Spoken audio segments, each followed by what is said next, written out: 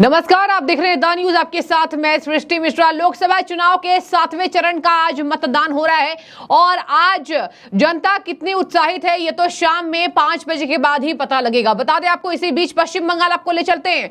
पश्चिम बंगाल में एक भी चरण ऐसा नहीं बीता दर्शकों जहां वहां हिंसा, झड़पें, हंगामा नहीं हुई हो। और इसी क्रम में आपको बड़ी खबर बता देते हैं, यहां बीजेपी ने आरोप लगाया कि ममता सरकार गिरने वाली है। अब ममता की भीड़ इतनी उत्तेजित हो रही है कि ईवीएम और वीवीपैट को तालाब में फेंका जा रहा है। बता दें आपको, एक तस्वीरें सारे न्यूज चैनल्स में फ्लैश आउट हो रही हैं जहां पर दिखाया जा रहा है कि यहां पर यह हंगामा हुआ कि टीएमसी के कार्यकर्ताओं ने भीड़ को उत्तेजित किया और इतना ज्यादा उन पर दबाव बनाया कि उत्तेजित भीड़ ने गुस्सा होकर के ईवीएम मशीन को और वीवीपैट को तालाबों में फेंक दिया है। अब देखिए चुनाव आयोग क्या करता है इस खबर के संज्ञान के बाद। लेकिन पश्चिम बंगाल में एक चुनाव ऐसा नहीं बीता जहां हत्या, हिंसक झड़पें ना हो। कौन जाना चाहेगा वहां पश्चिम बंगाल? अब तो ऐसा लग रहा है कि वहां से वोट भी लोग ट्रांसफर करा लेंगे। इसी बीच आपको बता दें, लोकेट चटर्जी बीजेपी के दिग्गज नेता, दमदम में उन्होंने अपना वोट कास्ट किया और ममता सरकार पर जमकर बरसी। तो अच्छा एक्सपेक्टेशन है, बहुत लोग बीजेपी को वोट दिया। अभी बहुत सारा टीएमसी का लोग भी नाराज है टीएमसी का पार्टी के ऊपर। इतना चोरी, इतना सिंडिकेटबाजी हुआ है, तोलाबाजी हुआ है। बहुत सारा अच्छे लोग भी मन से नहीं है टीएमसी में। ये लोग अभी इस टाइम में वोट दिया है। फल भी ऐसा देखेंगे आप लोग। कितनी सीटों पर? 30 के ज़्यादा सीट में आएगा बीजेपी। हाँ, गिर सकते हैं, 26 के पहले भी गिर सकते हैं, या आने दीजिए, पहले 24 का रिजल्ट आने दीजिए। 26 तक नहीं जाएगा ममता सर। तो आप 30 सीट कह रहे हैं, लेकिन कितने सीट मिलने से ममता सरकार गिरने के संभावना? जितना ज़्यादा सीट आएगा उतना ही गिरेगा। उसका गिरने का अभी जो आभास आ गया सबके पास, देखिए मतलब अनएक्सपेक्टेड था। इतना सेंट्रल फोर्सेस है तब भी ये लोग नहीं माना, कुछ भी नहीं माने ये सेंट्रल फोर्स को। हम लोग देखा है 6th फेज में कैसा हुआ, 5th फेज में कैसा हुआ। अनएक्सपेक्टेड है। ममता इतना डेमोक्रेसी का बात करते हैं, जो डेमोक्रेसी का बात करते हैं वो बंगाल में डेमोक्रेसी नहीं रखा। आप देखिए, सबसे खराब जो इंसिडेंट हो रहा है सबसे ज़्यादा बंगाल में ही हो रहा है। किसी जगह में चुनाव हो रहा है, किसी को पता लग रहा है क्या? नहीं है। लेकिन बंगाल में चुनाव हो रहा है, पूरा देश को पता लग रहा है। कांग्रेस तो अभी उसका कुछ भी नहीं है कांग्रेस का। अभी इसमें देख लेना कि इस बार 400 पार मोदी जी ने जो स्लोगन दिया है, ऐसे ही होने वाला है। तो कांग्रेस लोग का जितना भी लोग था वो भी नहीं रहेगा। देखिए, ये बाहर से बोल रहा है, ये अंदर से बोल रहा है, ये तो थोड़ा शक लग रहा है।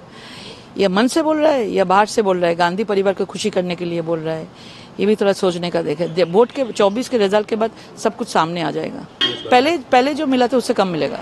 मतलब लास्ट टाइम जो मिला था। आप कोई नंबर को देना चाहते हैं क्या? नहीं, नंबर नहीं देना है, लेकिन जो मिला था 19 में उससे कम मिलेगा।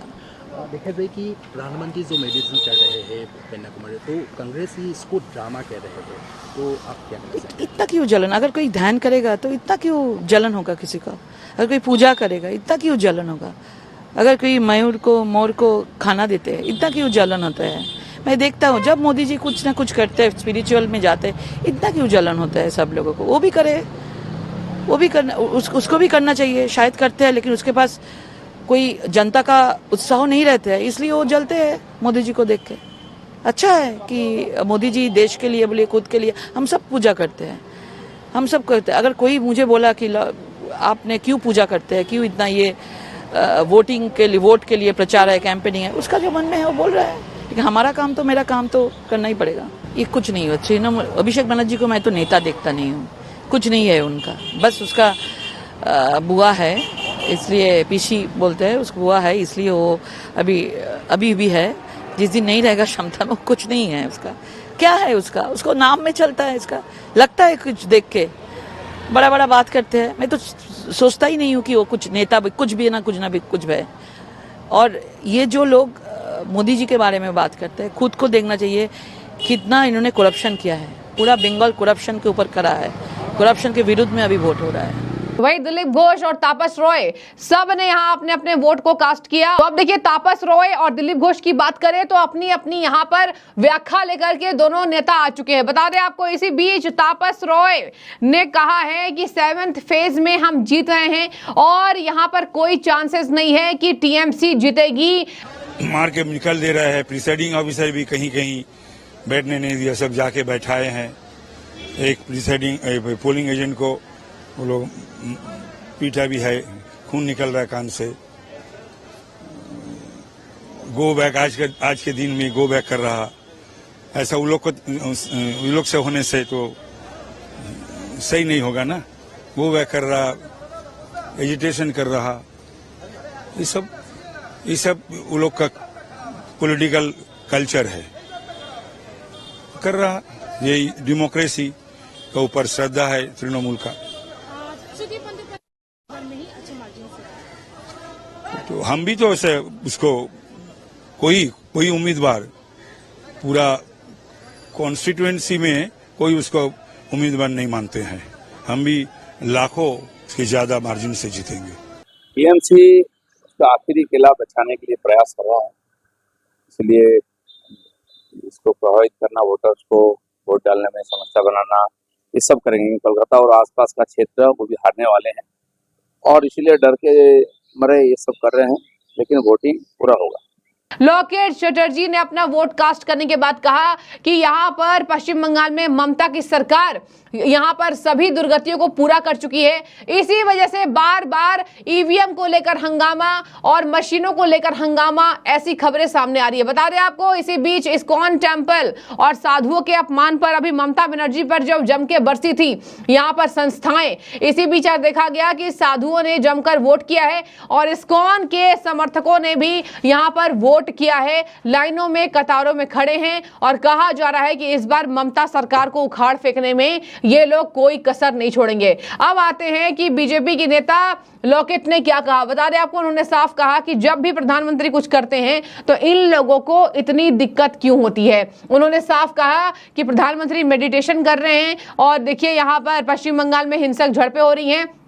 हमेशा ही लॉकेट चटर्जी हर बात को लेकर यहां पर सामने आती हैं और बता दें आपको, जब भी आप बात करें संदेश खाली में, उनके नेतृत्व में ही बाकी भाजपा नेताओं ने खूब वहां पर रस्साकसी में शामिल हुए और यहां पुलिस वालों से झड़पें हुई थी। पुलिस वाले आगे नहीं जाने दे रहे थे सेंट्रल फोर्सेस की वजह से। आज कह रही हैं लॉकेट की यहां पर हमें वोट दिलवाने में आसानी हुई, वरना ममता के गुंडे तो हर बार चुनाव में ये धांधली करवाते हैं। और देखिए कैसे पश्चिम बंगाल में मौतें होती हैं, झड़पें होती है, खूने हिंसाई होती है। बता दें आपको, 9 सीटों पर पश्चिम बंगाल के वोट हो रहे हैं। आज बड़े बड़े दिग्गजों की साख दांव पर है।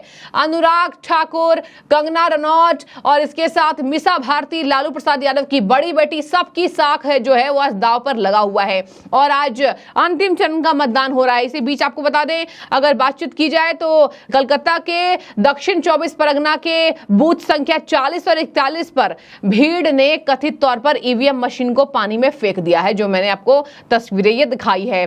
तो पहले चरण से ही हिंसा की खबरें सामने आ रही है। 9 सीटों पर मतदान हो रहा है और 7वें चरण तक भी ये हिंसा थमने का नाम नहीं ले रही है। बता रहे आपको, चुनाव आयोग से बीजेपी ने शिकायत की है कि पश्चिम बंगाल में ममता के गुंडे लोगों को डरा धमका रहे हैं। इसी वजह से वहां पर वोट भी कहीं कहीं पर धीमी गति से कराई जा रही है। इसके पहले आपने देखा था कि पीएम मोदी के रोड शो के पहले यहां धारा 144 बीजेपी ने खूब इस पर आक्रोश भी जताया कि ममता बनर्जी को डर है कि पश्चिम बंगाल में अगर पीएम मोदी आएंगे तो उनके वोट परसेंट कम हो जाएंगे। तो आपने देखिए तस्वीरें देख ली हैं। ऐसा लग रहा है कि ममता सरकार गिरने की कवायद तेज कर रही है, क्योंकि बीजेपी ने साफ कहा है कि हम यहां पर इस बार चुनाव में 30 से ज्यादा सीटें लेकर आएंगे, इसमें कोई दो राय नहीं है। और आप देखिए अंतिम चरण का मतदान है, सभी चरणों के मतदान में दिक्कतें हुई। एक चरण ऐसा नहीं आया पश्चिम बंगाल में जब हिंसक झड़पें ना हुई हो और किसी राज्य में ऐसी तस्वीरें नहीं। एक बात आपको मैं और बताती जाऊं, लॉकेट चटर्जी ने साफ कहा है कि सेंट्रल फोर्सेस की वजह से कुछ राहत है, वरना ये लोग तो सेंट्रल फोर्सेस की नहीं सुनते। तो आपने देखिए इनकी बातें सुनी। अब आपकी क्या राय है जरूर हमें कमेंट बॉक्स में बताइएगा। पश्चिम बंगाल में अब वोट देना इतना आसान नहीं रह गया है और अगर यही हालत होगी तो आने वाले समय में ममता सरकार को बदलने की कवायद लोग वहां और तेज कर देंगे। ममता सरकार इस बार प्रखर रही, मुखर रही मोदी सरकार की आलोचना में और कहा कि हम राज्य में सीए एनआरसी नहीं लगाने देंगे। अब आपकी क्या राय है जरूर कमेंट्स में बताइए। शुक्रिया।